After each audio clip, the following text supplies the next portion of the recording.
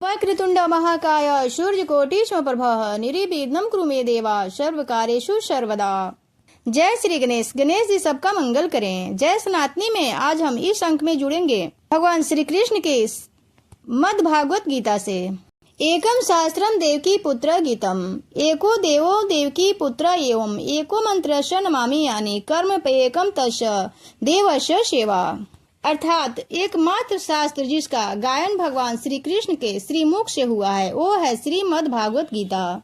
मनुष्य के बारे में कहा जाता है कि अगर वो गिरना चाहे तो वो असुरों से भी नीचे गिर सकता है और अगर उठना चाहे तो देवताओं से भी ऊंचा उठ सकता है। मनुष्य सृष्टि में एकमात्र प्राणी है जो परमात्मा तक की दूरी को तय कर सकता है। ये हमारे शास्त्र कहते हैं, मैं नहीं कहती। मैं रोज गीता के बारे में कोशिश करती रहूंगी। गीता के अलग अलग अध्यायों से हम क्या सीख सकते हैं, गीता के अध्याय के सार क्या हैं, वो हम जानेंगे। हम जानने की कोशिश करेंगे ताकि हमारे मन में एक जिज्ञासा पैदा हो हमारे शास्त्र को जानने की। मैं स्वयं इसका नित्य अध्ययन करती हूँ और जानने की कोशिश करती हूँ। तो आइए जानते हैं सरल भाषा में भगवान श्री कृष्ण की गीता के बारे में क्या कहा गया है। भगवान श्री कृष्ण ने क्या कहा है। गीता के 18 बातों को अपनाने वाला सभी दुखों और सभी संकटों से दूर हो जाता है। जुआ, मदिरापान, पर स्त्री गमन, हिंसा, असत्य, मद, आसक्ति और निर्दयता, इन सब में कलयुग का वास है। मद् भागवत गीता में भगवान श्री कृष्ण ने न केवल ज्ञान की बातें बताई हैं बल्कि जीवन जीने की कलाओं के बारे में भी बताया है। भगवान श्री कृष्ण ने अर्जुन से जो गीता का उपदेश दिया है वह हर मनुष्य के लिए प्रेरणा स्रोत साबित हो सकता है। गीता में भगवान श्री कृष्ण अर्जुन को उपदेश देते हैं कि जो भी मनुष्य भागवत गीता की 18 बातें को अपनाकर अपने जीवन में उतारता है वह सभी दुखों से, वासनाओं से, क्रोध से, ईर्ष्या से, लोभ से, मोह से, लालच आदि के बंधनों से मुक्त हो जाता है। आइए जानते हैं भगवत गीता की 18 बातें। आनंद मनुष्य के भीतर ही निवास करता है परंतु मनुष्य उसे स्त्री के रूप में, घर में और बाहरी सुखों में खोजता है। दूसरा, श्री कृष्ण कहते हैं भगवान उपासना केवल शरीर से ही नहीं बल्कि मन से करनी चाहिए।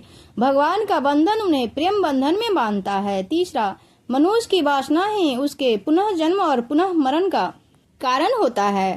चौथा, इंद्रियों के अधीन होने से मनुष्य के जीवन में विकार और परेशानियां आती हैं। पांचवा, संयम यानी धैर्य, सदाचार, स्नेह और सेवा जैसे गुण सत्संग के बिना नहीं आते हैं।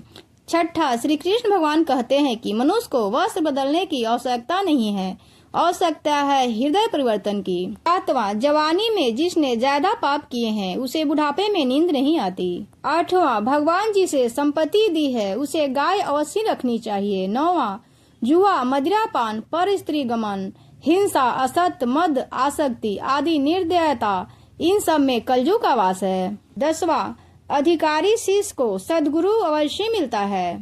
13वां, श्री कृष्ण कहते हैं कि मनुष्य को अपने मन को बार बार समझाना चाहिए कि ईश्वर के सिवा उसका कोई नहीं है, साथ ही यह विचार करना चाहिए कि उसका कोई नहीं है, साथ ही वह किसी का नहीं है। 12वां, भोग में क्षणिक सुख है, साथ ही त्याग में अस्थायी आनंद है। 13वां, श्री कृष्ण कहते हैं कि सत्संग ईश्वर की कृपा से मिलता है परंतु कुसंगति में पड़ना मनुष्य के अपने हाथ में ही है।